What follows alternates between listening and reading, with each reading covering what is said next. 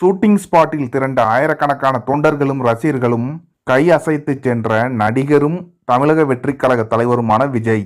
ரசிகர்களும் தொண்டர்களும் தளபதி தளபதி என கோஷமிட்டனர்.